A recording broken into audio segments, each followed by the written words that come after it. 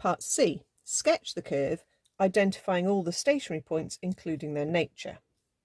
Okay, so we've got to do a little bit more yet. So remember we had that dy by dx was 4x cubed minus 24x squared plus 36x.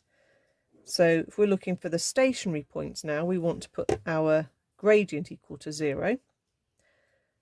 We can divide through by 4. So that would give me x cubed minus 6x squared plus 9x. Take an x as a common factor.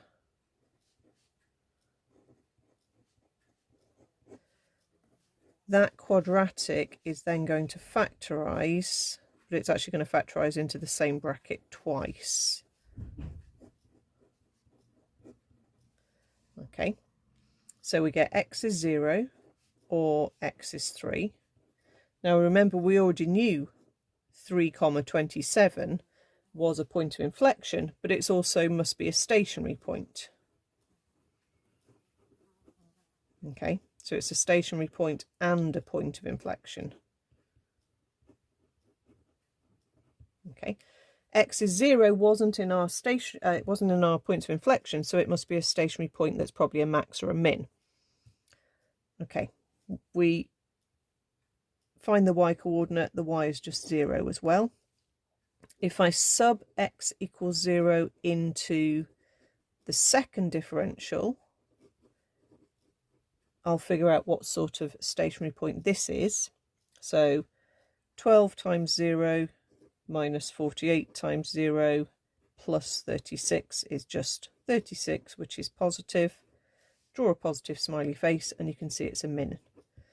So, okay, we've got 0, 0, which is a min. We've got 327, which is a stationary point and a point of inflection.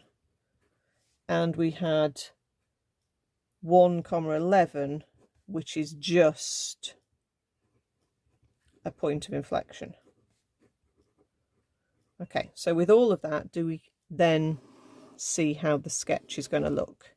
So we've got 0, 0, we've got 1, 11, we've got a point there that's interesting, we've got 327 up there somewhere, that's an interesting point, and we've got nothing else, but we know it's a power 4 equation.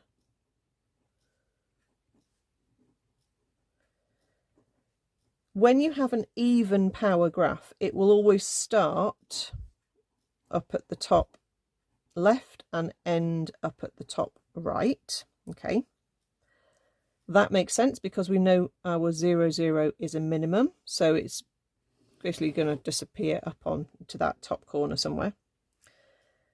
So we've got the shape of the minimum. As we're coming around, 111 is the point where we stop being a minimum. Okay, we stop turning in that direction and start to turn in the other direction. Okay, so we want to make it look like we're turning the other way now. At this point 3,27, we need to flatten right out as if we're being a max, as if we're coming back down, but we're not. We're going to carry on up as a point of inflection, and it's going to carry on going up to the top corner.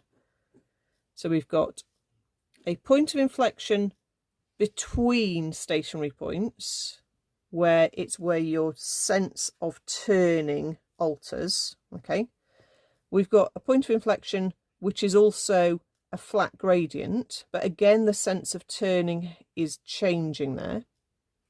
And then we have this minimum point, but the sense of turning doesn't alter all the way around there. Okay, so you use all the information that you have to help you come up with the correct sketch.